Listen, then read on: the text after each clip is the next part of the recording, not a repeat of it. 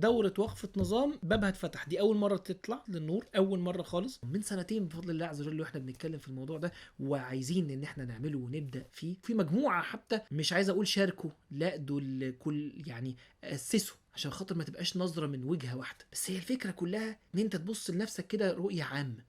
بعد كده تبتدي تبص ان انت محتاج ان انت تنظم 3 حاجات مهمين جدا في حياتك. تنظم العلاقة اللي بينك وبين نفسك، والعلاقة اللي بينك وبين ربنا، والعلاقة اللي بينك وبين الناس. طبعا كل واحدة فيها تفاصيل كتير جدا. علاقتك بالفلوس، وسوسة الشيطان، هتنظم وقتك ازاي؟ في العلاقة بالله عز وجل هتعرفه ازاي؟ هتذاكر ازاي؟ تعبده ازاي؟ هتثبت أنظمة العبادات ازاي؟ علاقتك بالحلال ايه؟ بالحرام ايه؟ باللي عايز تزوده ايه؟ باللي عايز تقلله ايه؟ علاقتك باللي حواليك، الشخصيات المضرة في حياتك، الشخصيات ملزم ان انت تتعاملهم في حياتك، الشخصيات البعيدة اللي في حياتك، علاقتك كمسلم بالترفيه، علاقتك بأهدافك، علاقتك بالصلاة، بالصيام، بالقيام، بالذكر، علاقتك بالعلم الديني، علاقتك بالعلم الدنيوي، علاقاتك بالله عز وجل بالتفاصيل، بالناس بالتفاصيل، بنفسك بالتفاصيل. وتنظم ده ازاي؟ وقفة للنظام.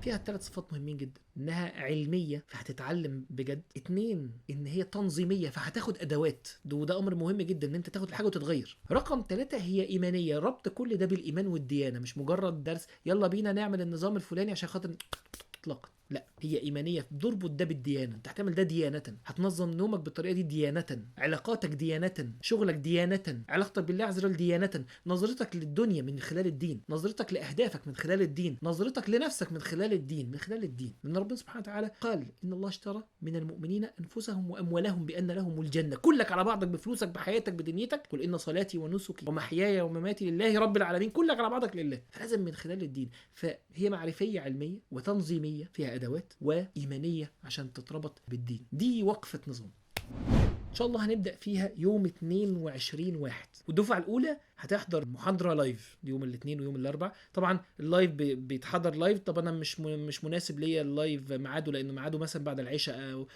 عندي حاجه، او انا في بلد تانية، فده بالنسبه لي مش احسن حاجه. ما هو نفس الفيديو بينزل بعد كده، هو زائد نفسه بيتمنتج وبينزل، بس هيكون في لايف تفاعلي للرد على اسئله الناس بشكل اسبوعي، في شهاده طبعا حضور ما فيهاش امتحان، لان هي مبنيه على ان انت تنظم حياتك وتسيستم حياتك. طب هتتعاد تاني امتى؟ كالعاده في ابجديات احنا بنعمل الدوره مره في السنه، فهي غالبا هتبقى السنه اللي جايه، بس ان شاء الله هي اول مره ليها اهو، تكون شهر 1 القادم. لو حابب ان انت تكون موجود معانا، فانا حابب ان انت تكون موجود معانا. طبعا لو عايزين نلتحق بالدفعه الاولى دي نعمل ايه؟ نتواصل مع صفحه الفيسبوك بتاعه ابجديات، وان شاء الله تكون موجود معانا على طول وتاخد مكانك.